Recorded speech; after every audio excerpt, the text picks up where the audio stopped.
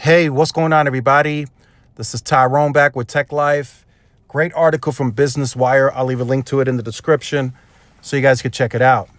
So in this video, I wanted to clarify my point a bit more because I feel like a lot of people, what I saw in the comments of the video yesterday, were a bit confused. So I'm not looking for T-Mobile to strike roaming agreements with Verizon and AT&T in those areas that T-Mobile doesn't have native coverage. I'm not looking for that. All I'm saying is, and the point I was trying to make in that video, if T-Mobile in that area and there's videos out there, I've seen them, where people are going to test the Starlink. So they're looking for areas that do not have T-Mobile native coverage or that they know T-Mobile doesn't work there.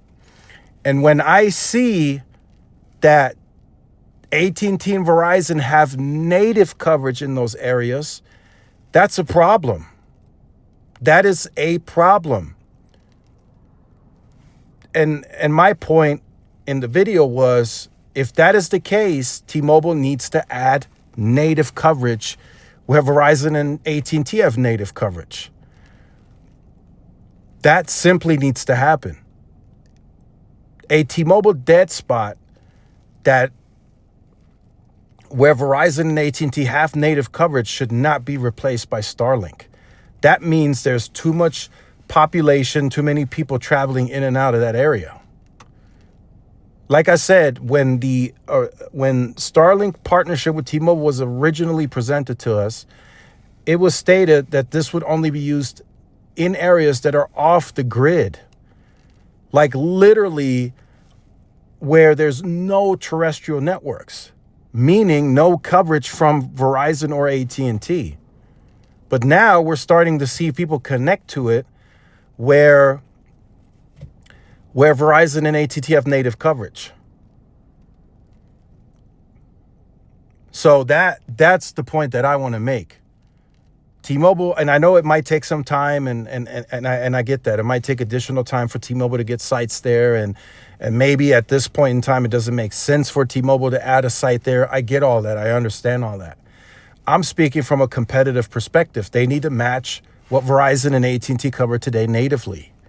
They can't claim all this. We're the biggest, the baddest. We have an over $300 billion market cap, and then they still don't match native coverage to Verizon and AT&T.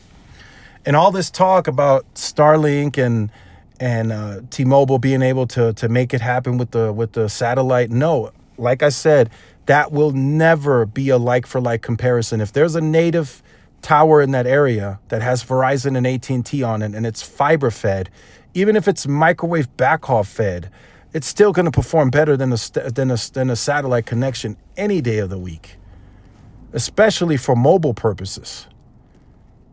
Elon told us during the initial presentation, the max speed they think they can pull is 3 megabits per second. And that 3 megabits per second has to be split between all the users. It's simply not going to be a like-for-like comparison. And that's going to be tough to split that between, let's say there's, 50 people on that satellite, for an example. That's going to be a bad experience. You're going to have choppy calls. Calls are going to drop in that scenario. You're going to have some delayed messaging. If you're looking to load an iMessage or an MMS, you're going to see that blue bar load. It might eventually send, but it's not going to be a like-for-like comparison, and I'm very confident in that statement. Very, very confident. Unless something drastically changes out of the blue, like I said, the technology can get better, but they're going to need more spectrum. And then if they have the mid-band or even low-band, they're still going to have to add more satellites. And then at what point does it become economic where it doesn't make sense for T-Mobile from a return on investment perspective? Starlink's not just going to keep putting up satellites just because T-Mobile doesn't have native coverage in an area that's more populated. They're going to ask for more money. And then T-Mobile has to look at it, okay, is this going to cost me more to just put up a cell site? Or is it going to be more cost effective if I just have Starlink put more direct to cell satellites out there?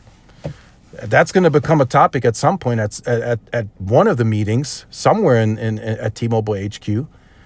So if there's hidden usage that T-Mobile was maybe not aware of, the satellite, it's gonna expose it. I don't know who's gonna give the report to T-Mobile. It might be Starlink, right? I don't know how this all fits into the core of the T-Mobile network, but Starlink is gonna have to say, hey, T-Mobile, in this area with the Starlink, we have coverage there for you, but there's just too many users coming in and out. It's going to be a piss poor experience, and then T-Mobile has to make the call to build sites. I think that's a part of how that will work as well. So I just wanted to clarify that point in this video. I'm not looking for T-Mobile to strike roaming deals with Verizon and AT&T.